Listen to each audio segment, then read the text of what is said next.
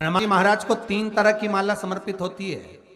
एक आंकड़े के पत्ते की, दूसरी बेलपत्र के पत्ते की, तीसरी पीपल के पत्ते की। ये 3 तरह की माला जब हनुमान जी महाराज को समर्पित होती है। आंकड़े की माला महाराज एक अवतार श्री हनुमान जी महाराज है। हनुमान जी महाराज को 3 तरह की माला समर्पित होती है। एक आंकड़े के पत्ते की, दूसरी बेलपत्र के पत्ते की, तीसरी पीपल के पत्ते की। ये 3 तरह की माला जब हनुमान जी महाराज को समर्पित होती है। आंकड़े की माला महाराज, आंकड़े के पत्ते की जो माला होती है, ये माला कार्य की सिद्धि के लिए होती है। इसमें एक एक आंकड़े के पत्ते पर सीताराम लिखा जाता है। मात्र एक पत्ता ऐसा होता है जिस पत्ते पर सीताराम नहीं लिखा जाता। 108 पत्ते में से एक पत्ता, बस उस पत्ते को हथेली में रखकर उल्टा हाथ आपको रखना है और अपनी कामना कर कर उस पत्ते को बांध देना है। ये जरूरी नहीं है कि 25 के बाद बांधो, 50 के बाद बांधो या 100 के बाद बांधो, आपकी मर्जी पड़े। उस खाली पत्ते को कहीं पर भी बांध दीजिए और उस माला को अपनी कामना कर कर श्री हनुमान जी महाराज को समर्पित कर दीजिए। माला जब हनुमान जी को चढ़ जाए तब एक घी का और एक तेल का दिया हनुमान जी के सम्मुख में लंबी बाती का लगा देना है महाराज। एक घी का, एक तेल, और अपनी कामना कर कर आप आ जाइए। आपकी वो कामना 2.5 महीना या 3 महीना, इससे ज्यादा नहीं जाएगा, वो कामना बाबा पूरी करेगा। क्योंकि शिव और हनुमान ये सब एक ही स्वरूप है।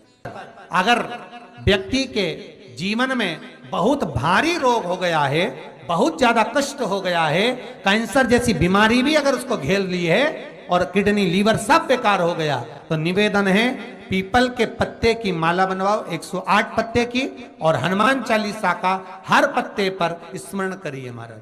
आप हनुमान चालीसा पढ़ते जाओ, माला में गांठ लगाते जाइए, और वो माला जो व्यक्ति कैंसर से पीड़ित है, हाथ का स्पर्श कराइए और शंकर को चढ़ाइए। केवल अष्टमी तिथि के दिन ये माला समर्पित होना चाहिए, शुक्ल पक्ष की अष्टमी के दिन। आप 2 या 3 अष्टमी को कर कर देखिए, अपने आप दवाई लगना प्रारंभ होगी। कैंसर जैसा रोग भी धीरे धीरे समाप्ति पर आएगा महाराज। पर करना शुक्ल पक्ष की अष्टमी को ही महाराज। कोई बच्चा एग्जाम में बैठ रहा है, सीए की पढ़ाई कर रहा है, कोई बहुत बड़े एग्जाम में बैठा, पास हो ही नहीं रहा, बहुत हार गया, बेलपत्री की माला चढ़ाई। पर बेलपत्र की जो माला है वो केवल प्रदोष पर चढ़ती है श्री हनुमान जी महाराज। आप बेलपत्र की माला चढ़ाओ, 108 बेलपत्र आप श्री शिवाय नमस्तुभ्यम मंत्र का जाप कर कर गांठ लगाकर भगवान श्री हनुमान जी महाराज के सामने पहुंचकर माला को सीधी रखकर, जो व्यक्ति एग्जाम में बैठ रहा है, नौकरी के लिए, अन्य पढ़ाई के लिए, अगर कंपटीशन एग्जाम में भी बैठ रहा है, तो माला को हनुमान जी महाराज, और हनुमान जी कौन से होना चाहिए? पूर्वमुखी। हनुमान दक्षिण मुखी नहीं चाहिए, पूर्व में जिन हनुमान जी का मुख हो वो माला ऐसी समर्पित कर कर हनुमान चालीसा का पाठ कर कर 3 बार स्मरण कर कर माला श्री हनुमान जी को पहना दीजिए। ऐसा कोई एग्जाम नहीं जिसमें से आप निकल ना पाए महाराज, पर करना आपको पड़ेगा। प्रदोष का दिन होना चाहिए, प्रदोष के दिन भगवान, और प्रयास जहां तक हो सके प्रदोष काल में अगर चढ़ाएंगे तो ज्यादा फलदायी रहेगा प्रदोष। और कई लोग तो ऐसे हैं, उनका आज तक हनुमान चालीसा पढ़ना नहीं है, आज तक कोई चालीसा, चाहे गायत्री चालीसा हो, लक्ष्मी चालीसा हो, शिव चालीसा हो, पढ़ना ही नहीं आती, बस बैठ गए भगवान के सामने और पढ़ लिया आसन लगा के। नहीं नहीं नहीं, चालीसा पढ़ने का भी एक नियम है। अगर कोई लक्ष्य लेकर पढ़ रहे हो तो उसका एक नियम है। पूरी जिंदगी पढ़ते रहोगे तो भगवान की प्राप्ति नहीं है, पर लक्ष्य लेकर अगर पढ़ा है, आसन से जिस भगवान की चालीसा पढ़ रहे हो उसकी मूर्ति या उसका फोटो आपके सामने होना चाहिए। एक घी का दिया, अगर हनुमान चालीसा पढ़ रहे हो तो या तो घी का दिया जलाओ, वो भी गाय के घी का हो, भैंस के घी का मत जलाना। हनुमान जी कभी प्रकट नहीं होंगे भैंस के घी से। घी का दिया लगाइए अगर चालीसा का पाठ कर रहे हो हनुमान जी का। और बहुत ज्यादा संकट है, बहुत ज्यादा परेशानी है, तो हनुमान चालीसा का पाठ करो तो तिल्ली के तेल का दिया लगाओ, काली तिल के तेल का दिया, तिल का तेल का दिया हनुमान जी के सामने आसन बिछाकर। बहुत तकलीफ है तो 3 पाठ प्रतिदिन करो और एक आसन से जितने समय 9 बजे अगर आप बैठते हो पाठ करने तो 9 बजे ही बैठना है। 11 दिन तक प्रतिदिन 3 पाठ रोज करो। एक पानी का लोटा, कलश, तांबे का जल अर्थात तांबे का लोटा हो, स्टील का लोटा हो, तुम्हारे पास जो कलश हो उसमें जल भरकर एक सिक्का उसमें पटक कर, एक लौंग पटक कर प्लेट से ढक कर रख दो और प्रतिदिन बस टाइम पर बैठकर पाठ करो। 11 दिन पूर्ण होंगे, जिस कामना से आपने पाठ करा है बस वो सिक्का, वो लौंग कलश में से निकाल लो, जल का आचमन करो और जिस काम के लिए करा है वो जल उस प्रयोग में ले लो। उस प्रयोग, किसी से बात करने जाना है तो वो जल पी कर जाइए, कोई से हाथ मिलाना है तो वो सिक्का, वो लौंग अपने हाथ में रखिए, अपने साथ रखिए। कई लोग कहते हैं हम तो बहुत दिनों से हनुमान चालीसा पढ़ रहे हैं, हम बहुत समय से राम रक्षा स्तोत्र का पाठ कर रहे हैं, हम बहुत समय से ये कर, अरे तो उसको नियम से तो करो। हनुमान चालीसा का प्रागट्य केवल एक दिल से की गई स्तुति। हनुमान जी महाराज की स्तुति, राम जी महाराज की स्तुति तुलसीदास जी ने केवल दिल से करी थी, केवल मन से। और ये नहीं कहते कि हनुमान चालीसा पढ़ोगे तभी भगवान, नहीं नहीं, आप दिल से अगर भगवान को पुकार लीजिए, आप दिल से पुकारो उसको, वो आएगा। नियम है महाराज, बहुत ध्यान दीजिएगा। पंचमुखी हनुमान का एक स्मरण, पंचमुखी हनुमान का एक भाव। महाराज जैसे बहुत ज्यादा तकलीफ अगर व्यक्ति को हो गई है, बहुत कष्टमय जीवन चल रहा है, हार गए हर जगह से और तकलीफमय जीवन चल रहा है, तो पंचमुखी हनुमान का एक शिव महापुराण का और स्कंद पुराण का एक बड़ा सुंदर मंत्र है। उस मंत्र को आप सब एक बार हमारे साथ में बोलें। ओम नमो हनुमते रुद्र अवताराय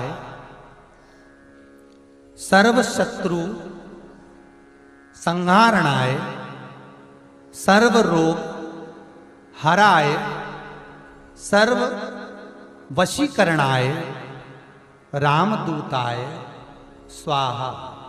बस इस मंत्र को हाथ में काली तिल लेकर, एक जौ लेकर और गूगल लेकर, थोड़ा सा उसमें गाय का घी डालकर, कंडे को या अग्नि को जलाकर इस मंत्र का 11 बार 21 बार जाप कर कर अपनी कामना कर कर छोड़ दीजिए। कैसा भी रोग हो, बीमारी हो, कष्ट हो, दुख हो, तकलीफ हो, 21 दिन के अंदर वो आनंद आना प्रारंभ कर देता है। इस मंत्र, स्कंद पुराण का, शिव महापुराण का ये मंत्र मूल पंचमुखी हनुमान सुख देंगे। और एक और चीज याद रखिए महाराज,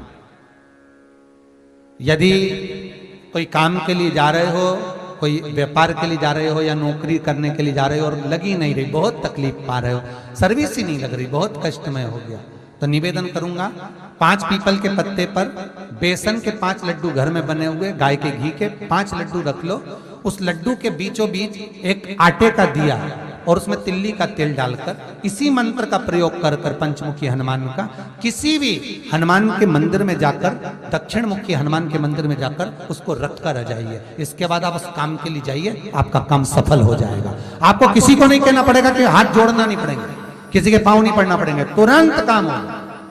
बस इस मंत्र का स्मरण कर कर पंचमुखी हनुमान का भूतेश्वर जो मंत्र है वो सुख देने वाला, आनंद देने वाला, सहज नहीं महाराज, सुख की खान है, आनंद की राशियां में। महाराज आप कोई बहुत बड़ा काम करने जा रहे हो, बहुत बड़ा यज्ञ अनुष्ठान, विवाह, शादी आदि आदि फंक्शन करने जा रहे हो, 4 दिन 8 दिन के लिए आप घर से बाहर जा रहे हो और आपको लगता है कि घर में ताला कैसे लगाएं, तो निवेदन है एक तांबे के कलश में जल भर लीजिए और जल भरकर उसमें थोड़ी सी काली तिल डाल दीजिए, भूतेश्वर शिव का नाम लेकर। कौन से शिव का? भूतेश्वर, शमशानवासी भूतेश्वर शिव का नाम लेकर काली तिल डाल दीजिए, कलश को प्लेट से ढक दीजिए, घर के किसी भी भाग में उसको रख दीजिए। उसके बाद आप चले जाओ।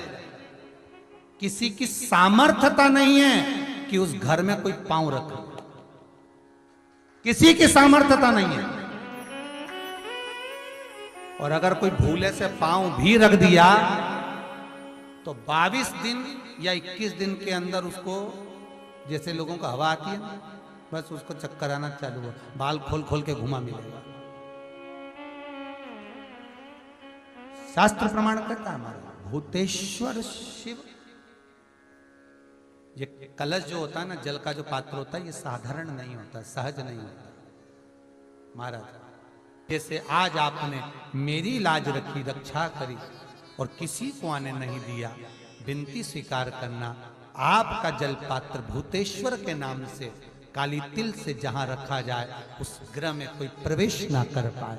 शिव जी ने वचन दे दिया, मेरी चंडियां 64 योगनियां, डाकनी, पिशाचनी, चुड़ैल और भूत इस कलश के विराजमान होते ही सर्वस्व फैल जाते हैं, फिर अंदर कोई नहीं आ सकता, भीतर प्रवेश नहीं हो सकता। जिसकी फैक्ट्री नहीं चलती हो, प्रॉपर्टी की आप खरीदारी बेचादारी करते हो, प्रॉपर्टी से जुड़ा हुआ काम करते हो, या लोहे से जुड़ा हुआ करते हो, या फैक्ट्री आदि का कर्म करते हो, कोई मैन्युफैक्चरिंग करते हो, वो नहीं चल रहा, तो हनुमान जी के उल्टे पांव का सिंदूर लीजिए और हनुमान जी के दूसरे नंबर के भाई गतिमान का नाम लीजिए। किसका नाम लेना है? गतिमान। गतिमान का नाम लेकर फैक्ट्री के बाहर या फैक्ट्री पर एक स्वस्तिक का निर्माण कर दीजिए, हनुमान जी के उल्टे पांव के सिंदूर और गतिमान का नाम लेकर। कभी आपकी फैक्ट्री कोई काम नहीं निकालेगी, उन्नति की ओर ही लेकर जाएगी, कभी घाटे की ओर नहीं जाएगी। गतिमान का नाम, रतिमान, केतुमान, मतिमान, ये जितने भी नाम है हनुमान जी के भाइयों के, ये सब कल्याण करते, एक एक नाम कल्याण करते हमारे, एक एक। यदि बच्चे को सर्दी ज्यादा होती है, निमोनिया ज्यादा होता हो, ठंडा का कोटा ज्यादा रहता हो, तो पीपल के 5 पत्ते महाराज उस पे घृत लगाकर हनुमान जी के तीसरे नंबर के भाई व्रतिमान का नाम लेकर, व्रतिमान का नाम लेकर बच्चे की छाती पर एक वस्त्र से उसको बांध दीजिए, रात्रि भर बंधे रहने दीजिए महाराज। तो बस एक बार बांधना है, उसके बाद सर्दी का कोटा नहीं रहता महाराज, बच्चा स्वस्थ अपने आने। हनुमान जी महाराज के जितने भी भाई हैं सबका आनंद सुख सिद्धि मालूम है? अरे जल्दी बोलो, नहीं मालूम? लिखना चालू करो वापस। अष्ट सिद्धियां, पहली अणिमा, पहली कौन सी है? अणिमा।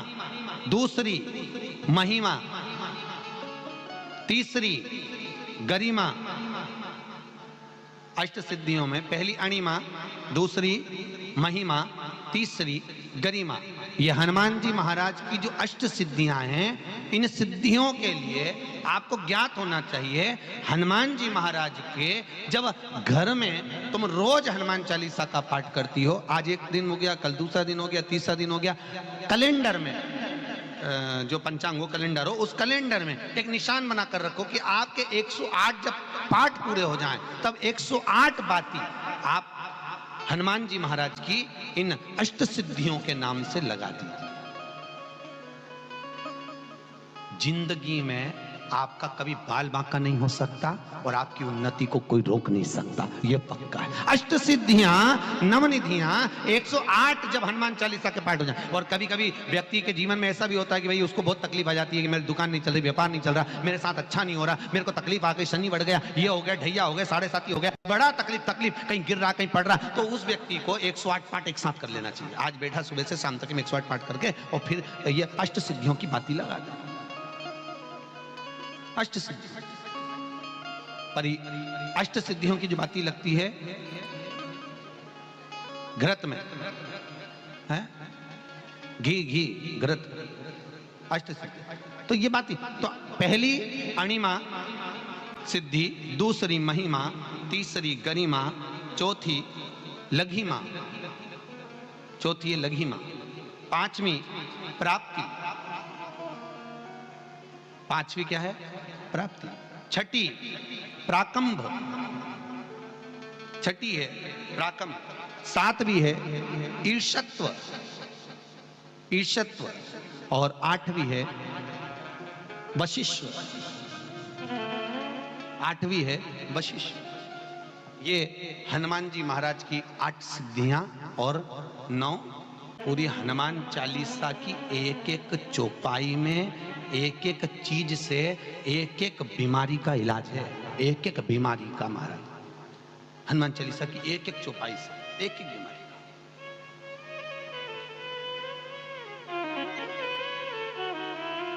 हमारे जीवन को हम चौपाइयों के क्रम से एक एक शब्द का भान करें कि वो उससे हमें प्राप्ति क्या है।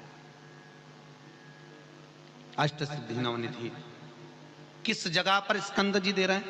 नवनिधियां जहां पर सेतु बंद हुआ, जहां पर सेतु, तो आप रामेश्वर जाएं, पुराने डाकघर के पास में आज भी 9 शिलाएं नवनिधि के लिए स्कंद देव ने वहां विराजमान करी थी, वहीं हनुमान जी महाराज ने जल पान करा था, वो स्थान आज भी विराजमान।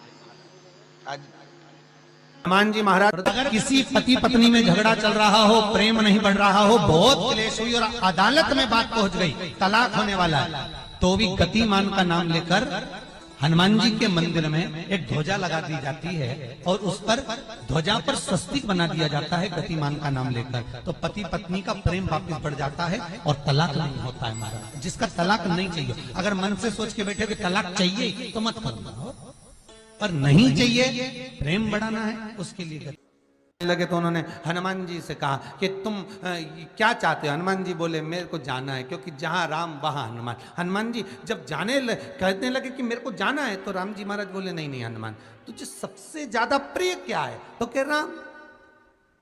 तो हनुमान तू कह रहा है सबसे ज्यादा प्रिय है राम प्रिय है, तो एक बार जिस समय देवऋषि नारद का अपमान हुआ, विश्वामित्र बाबा का अपमान हुआ, उस समय पर एक राजा ने जब अपमान करा तो तूने उसको राम नाम लिखकर एक जगह पर बिठा दिया और कहा कि तू राम नाम जपते रहे। उसने राम नाम जपा। तब हनुमान याद कर, मेरे सम्मुख में तू खड़ा था और युद्ध होने वाला था, तो तूने क्या कहा था? प्रभु आप इसको मार नहीं सकते क्योंकि ये आपका नाम ले रहा है। राम से बड़ा होता है राम का नाम, आप इसे मार नहीं सकते। तब आपने ये संवाद कहा था, हनुमान बता तेरी प्रियता क्या है? हनुमान जी कहते हैं प्रभु आपने मुझे जगा दिया, क्योंकि मुझे श्राप ये मिला था कि तू जागेगा किसी के जगाने पर, आपने मुझे जगा दिया, इसलिए है नाथ अब मैं जाना नहीं चाहता, सत्संग करना चाहता।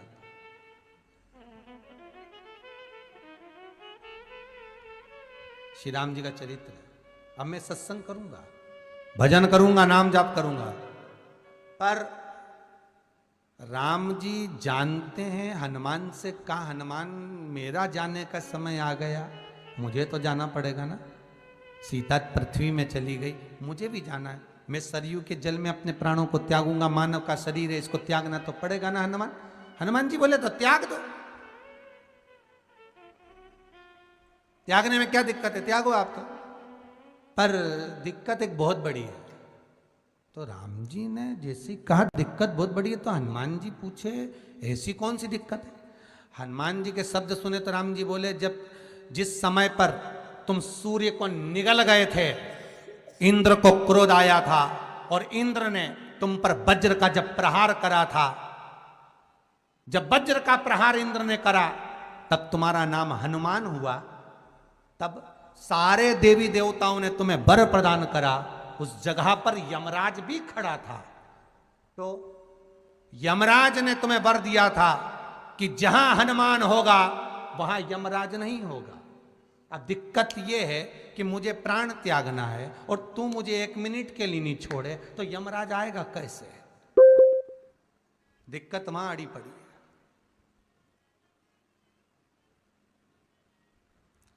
हनुमान जी मुस्कुरा के बोले राम जी महाराज से, प्रभु मैं आपके बिना रह नहीं सकता। तो राम जी बोले मैं भी जानता हूं कि तू मेरे बिना नहीं रह सकता, पर एक काम तो कर सकता है ना। क्या? मैं अगर कोई काम बताऊंगा तो तू करेगा कि नहीं करेगा? हनुमान जी बोले आपका काम और मैं ना करूं, ऐसा कभी हुआ है? जरूर करूंगा। ठीक है, बस अब राम जी महाराज ने सोच लिया कि हनुमान को जाने से पहले काम पर लगाना। अब वो कौन सा काम था? बोलो रे भाई। हनुमान जी को कहां काम पर लगाया राम जी ने? किस जगह पर काम पर लगाया?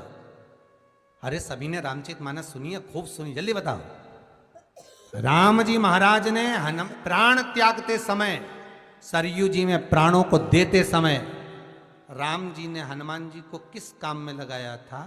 कि राम जी ने अपने हाथ की एक मुद्रिका जिस पे राम लिखा हुआ था, वो मुद्रिका एक अयोध्या की एक सरंग में जमीन में डाल दिया और हनुमान से कहा जा जरा ढूंढ के लेके आ, मैं अभी घूम कर आया। और हनुमान जी तलातल रसातल भूमि के नीचे पताल में चले गए उस मुद्रिका को ढूंढने के लिए जिस पे राम लिखा है। और हनुमान जी पूछते भी जा रहे, राम कहाँ है? राम की मुद्रिका पड़ी थी, राम की अंगूठी है। अब राम का ही सत्संग करते करते जा रहे और राम जी चले गए सरयू, क्योंकि हनुमान अगर होगा तो यमराज नहीं आ सकता। हनुमान को यहां से हटाना पड़ेगा, तब यमराज लेने के लिए आ सकता, तब यम आए। और क्योंकि यम अपने नियम को धारण करेगा, चाहे कृष्ण हो चाहे राम। वही बात फिर याद कर लीजिए, अच्छा कर्म करिए, कर्म का दंड तो भगवान को भी भोगना पड़ता है। अगर कोई अदालत में केस चल रहा है, बहुत बड़ी समस्या में आप पड़ गए, बहुत बड़ा टेंशन बिल्कुल आकर खड़ा हो गया है, तो चंदन, एक लाल चंदन बाजार में मिलता है, पूजन वालों के यहाँ पूछना, लाल चंदन आता है। वो लाल चंदन को घिस कर उसमें थोड़ा सा तिल्ली का तेल डालकर महाराज हाथ में चंदन को लेकर शिवलिंग पर लगाएं और बड़ के पेड़ के नीचे, बड़ के जड़ में जाकर बटकेश्वर महादेव का नाम लेकर उस चंदन को लगाएं। उसी चंदन का हाथ किसी रुमाल पर लगा लीजिए और उस रुमाल को जेब में रखकर, कोई बहुत ज़्यादा दिक्कत और परेशानी है उस स्थान पर उसको लेकर बैठ जाइए, मन को भी शांति होगी, कार्य भी सफल होगा और सफलता प्राप्त होगी। बस तुमरुका जी का नाम का उसमें स्मरण करना है, कोई सहज नाम नहीं है। फिर निवेदन करूंगा, नारी अगर बच्चे को जन्म देती है और बच्चा 4 महीना 6 महीने तक गर्भ में रहता है, उसके बाद अवर्षण हो जाता है, तो एक नरियल पर, श्रीफल पर स्त्री के हाइट की मोली, मोली मतलब नाड़ा जो हाथ में बांधते हैं, लच्छा, उसको नाप लीजिए और तुमरुका जी का नाम लेकर उस नरियल पर लपेट कर अपना नाम और गोत्र बोलकर शंकर जी के शिवलिंग के पास में जो जलाधारी होती है चारों तरफ, शिवलिंग के पास में वहां रख दीजिए। शिव के शिवलिंग का स्पर्श करिए, एक बेलपत्र उठाकर मंदिर की चौखट पर खा लो, तुमरुका जी का नाम लेकर। महाराज होने वाला जो बच्चा है वो पूर्ण होगा, बीच में अवर्षण नहीं होगा, बच्चा समाप्त नहीं होगा महाराज, और स्वस्थ उत्पन्न होगा। ये तुमरुका जी का नाम जीवन में सुख की अनुभूति कराने वाला, आनंद की अनुभूति, सहज नहीं है। शंकर का अनुमोदन, शिव का स्मरण, स्वयं शंकर और पार्वती भगवान आनंद के साथ में चलते। और कई ऐसी हैं जिन्होंने बांधी और तो नहीं हुई है, तो उसके लिए भी ध्यान रखिएगा। 18 साल हो जाएं, कई माताएं कहती है गुरुजी हमने सफेद आंकड़े की जड़ बांधी और मान लो संतान हुई, और कई ऐसी हैं जिन्होंने बांधी और तो नहीं हुई है, तो उसके लिए भी ध्यान रखिएगा। 18 साल हो जाएं, 17 साल हो जाएं, 10 साल हो जाएं, 12 साल हो जाएं और घर में बच्चा नहीं है, संतान नहीं है, तो प्रयास करना सफेद आंकड़े की जड़ को लेना, तुमरुका जी का नाम लेकर 21 बार शिवलिंग पे से घुमाना, रजस्वला धर्म के 7वें दिन कमर पर बांध लेना और उसी दिन से एक पीपल का पत्ता मंगवाना, शंकर भगवान पर चढ़वाना और पीपल के पत्ते को गौ माता के दूध में उसको उकलवाना। ठीक है, उकलवाकर ठंडा करवाकर पत्ते को बाहर ठंडा करने में डाल देना। दूध जब ठंडा हो जाए हथेली पर उस गिलास को रखना और भगवान शिव का तुमरुका जी का नाम लेकर उसको पीना चालू कर देना। लगभग 8 दिन 15 दिन उस दूध का पान कर कर फिर विश्राम करें। महाराज संतान की प्राप्ति अवश्य हो, संतान अवश्य प्राप्त हो। पीपल के वृक्ष में स्वयं मेरे भगवान शिव आनंद वास निवास करते हैं। बाबा भोलेनाथ स्वतः निवास कर रहे हैं केवल एक पीपल के वृक्ष में। कितना सुंदर लिखा है पद्म पुराण में कि 52,000 ब्राह्मण का एक साथ निवास पीपल के वृक्ष में होता है, एक साथ।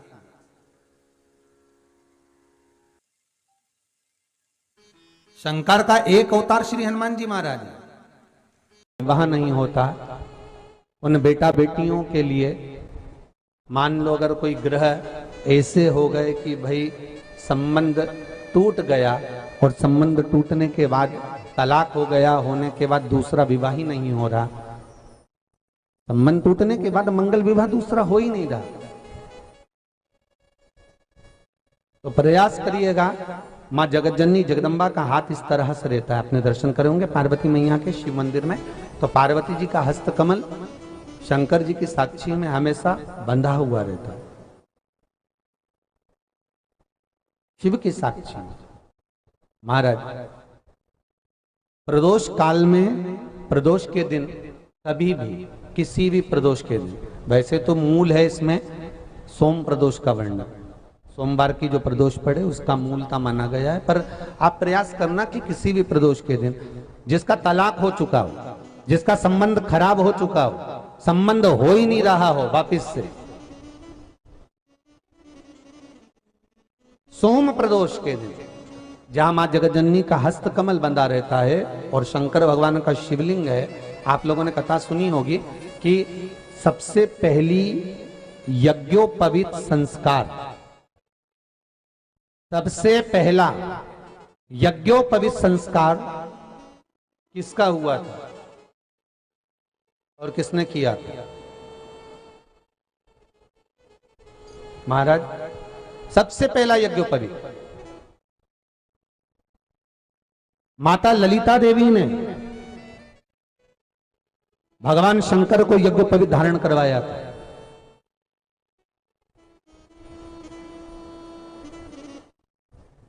मां ललिता देवी ने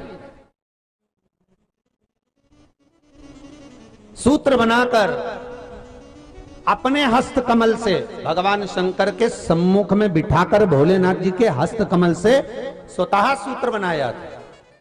भगवान शंकर प्रसन्न हो गए थे, बहुत प्रसन्न भोलेनाथ जी। इसलिए शंकर भगवान ने ललिता देवी को 2 वर दिए थे, एक किसी का अश्रु नहीं देखूंगा, दूसरा जो यज्ञोपवीत समित समर्पित करेगा, यज्ञोपवीत का भाव जो मुझे देगा उसके जीवन में बाधाओं को हर लूंगा। इसलिए आज भी हिंदू धर्म में देवताओं को जो यज्ञोपवीत चढ़ाया जाता है वो उलझा हुआ नहीं होना चाहिए।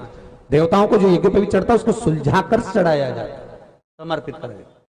अब कई विद्वान ब्राह्मण ऐसा कैसे यज्ञोपवीत में हल्दी लगाकर छोड़वा देते हैं, परंतु वो उलझा हुआ रहता है, वो सुलझा हुआ अगर चढ़ाएगा तो जो जजमान पूजन कर रहा है, जो जजमान पूजन में लगा हुआ है, उसको पूर्ण फल की अनुभूति हो, पूर्ण फल का प्राप्ति हो और ब्राह्मण भी बंधन से मुक्त हो।